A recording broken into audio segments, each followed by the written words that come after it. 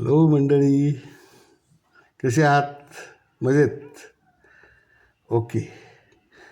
आपण पूर्वी जेच स्वयं देखभाल ह्याच्यावरची एक छोटी क्लिप आपण ऐकली, पण ती फक्त तोंड ओळख होती. आता आपण जेच्या थोडंसं मायक्रो लेवलवर थोडं डिटेलमध्ये बोलणार आहोत.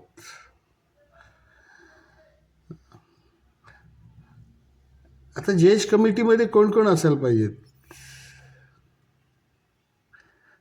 माझ्या हिशोबाने हाताने काम करणारे सगळेच लोक जेच कमिटीमध्ये असले पाहिजेत. So as compared to other pillars, जेच कमिटी फार मोठी असणार आहे. जेच पिलर कमिटी, हाताने काम करणारा प्रत्येक माणूस जेचचा मेंबर आहे.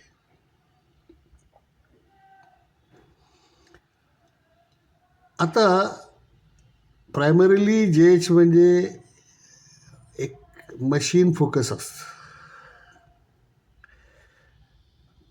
तर मशीनसाठी लागणारं जेच ॲप्रोच जरी सेम असला तरी पण ॲक्टिव्हिटीत फरक आहे. असेंब्ली जेच आणि मशीन जेच.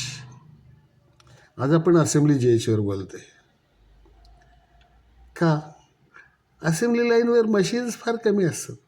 असले तर हायड्रॉलिक प्रेस असेल, न्यूमॅटिक प्रेस असेल, एखादं मशीन, एखादं SPM असेल, पण त्यासाठी मशीन जेच आपण वेगळं बोलूया. आज आपला पूर्ण फोकस असेंब्ली जेचवर आहे. तर अगेन जेचचं लॉजिक काय आहे की survey, identify abnormalities, restore, correct and maintain. हे लॉजिक आहे, बरोबर ना?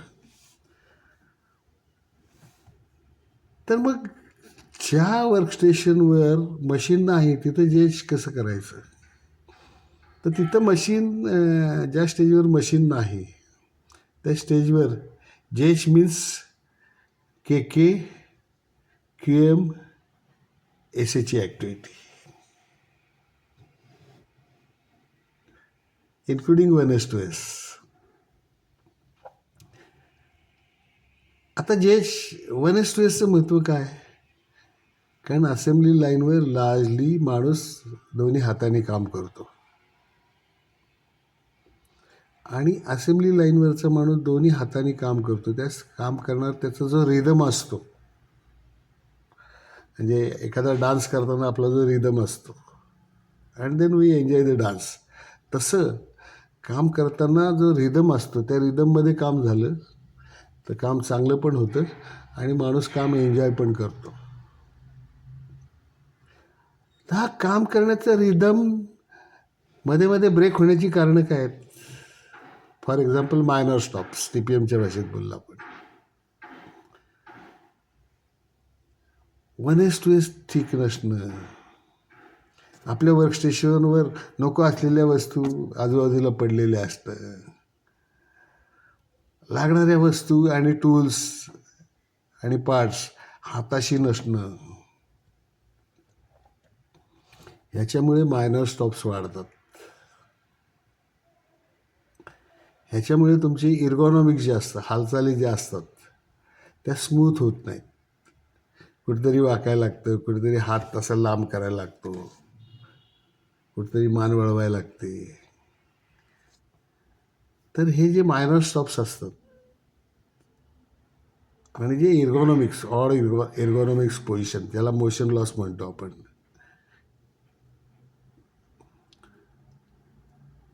ह्या त्रुटी आपल्याला शोधायच्या असेंब्ली जेचमध्ये. तर त्याची सुरुवात कशी करणार आपण? 1S, वर्कस्टेशन एकदम नीट अँड क्लीन ठेवायचं आहे. नको असलेल्या वस्तू अजिबात नको आहे. रिजेक्टेड पार्ट आदल्या दिवशीचे असतील तर ते रिवर्क होत असतील तर रिवर्क करायचे, रिवर्क होणार नसतील तर क्वालिटीच्या जबाबदार माणसाच्या ताब्यात द्यायची, जेणेकरून नॉट ओके पार्ट ओकेमध्ये मिक्सअप होऊन जाणार नाही. Cleaning red bin, cleaning other items, जे नको असतील आपल्याला ते बाजूला काढायचे, जे पाहिजेत ते हाताशी नीटनेटके ठेवायचे. टूल्स वर्किंग कंडिशनमध्ये आहेत की नाही बघायचं. तर ह्या 1:2 मध्ये ह्या गोष्टी आहेत आणि ते रोज कोणी डिस्टर्ब करू नये म्हणून जागोजागी आवश्यक तिथे स्टिकर नेमप्लेट वगैरे लावायचं. तर असेंब्ली जेएचचा पहिला बेसिक जे आहे ते 1:2 ऑन द वर्कस्टेशन. दुसरं जे आहे की कुठल्या कारणामुळे मायनर स्टॉपेज होतात, इथे के आला, ते मायनर स्टॉपेज होण्याची कारणं शोधायची. मायनर स्टॉपेज म्हणजे फक्त मशीन थोडं थांबलं म्हणजे मायनर स्टॉप झाला असं नाही. तुमचं काम करताना जो रिदम तुटला तो सुद्धा मायनर स्टॉपमध्ये मोडतो. मी असं म्हणणार नाही की मायनर स्टॉपमुळे फार मोठा प्रोडक्शन लॉस होतो, पण काम करण्याचा रिदम तुटतो, काम करण्याचा सिक्वेन्स तुटतो आणि त्यामधनं मग दोन निगेटिव्ह इम्पॅक्ट आपल्याला सापडतात. एक तर इर्गॉनॉमिक्स जर बरोबर नसेल आपल्या हालचालीचं तर कुठेतरी ते शरीरावर मानावर स्ट्रेस येतो. त्यामुळे मोशन्स आपल्या एकदम स्मूथ पाहिजेत, मोशन लॉस नको आहे, इर्गॉनॉमिक्स नीट पाहिजे. आणि तिसरं, असेंब्ली करताना रिदम चुकला तर असेंब्ली डिफेक्ट होण्याची शक्यता जास्त असते. फॉर एक्झाम्पल टायटनिंग असेल तर ते लूज होऊ शकतं. पार्ट हाताशी नसेल तर तो चुकीच्या ओरिएंटेशननी बसू शकतो. चुकीचा पार्ट हाती लागला तर चुकीचा पार्ट असेंबल होऊ शकतो.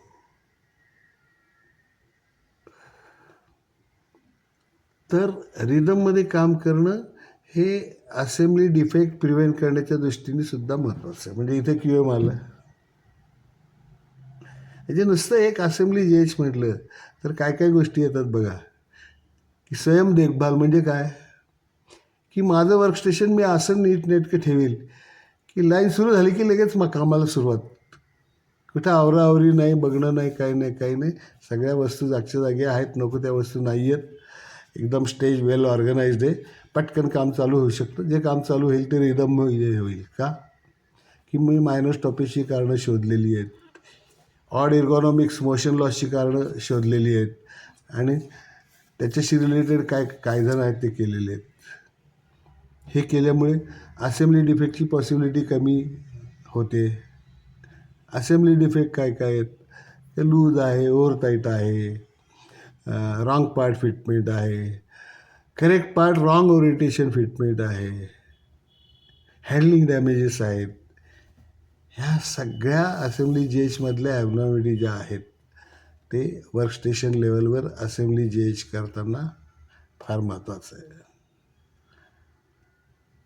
आता ह्युमन एररमुळे होणाऱ्या काही असेंब्ली डिफेक्ट, मिसिंग, तर तिथं पोकाकी लावू शकतो का आपण. टायटनिंग, तिथं टॉर्क कंट्रोल गन लावू शकतो का.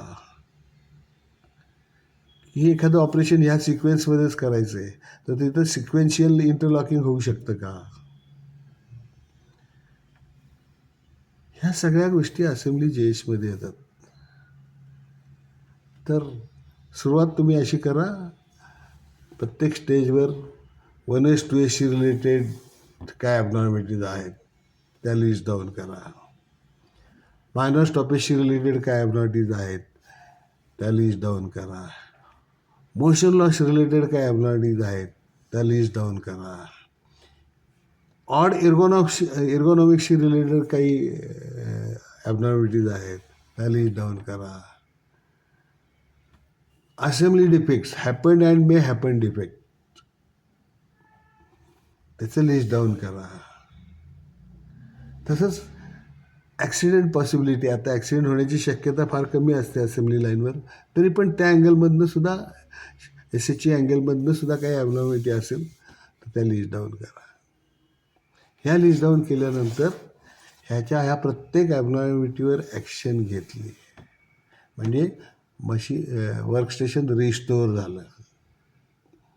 आणि मग ते रिस्टोअर झालेलं वर्कस्टेशन जे आहे ते पुन्हा पुन्हा मला रिस्टोअर करायची गरज पडू नये म्हणून एक साधी चेकलिस्ट, जशी जेची मशीनशी रिलेटेड चेकलिस्ट असते CLRIT, तर इथं ह्या मशीन ही स्टेज नीटनेटकी राहण्यासाठी जे आवश्यक चेक पॉईंट आहेत, मग ते 1:2 रिलेटेड असतील, पोकायके असतील, इंटरलॉकिंग असेल, हँड टूल्स असतील, त्याचं चेकिंग असेल, पार्टची पोझिशनिंग असेल, material handling, incoming material, outgoing material, त्याची पोझिशन असेल, ही सगळी चेकलिस्ट एक तयार करायची आणि त्या पद्धतीने ती स्टेज रोज तशीच असते की नाही ही खात्री करायची.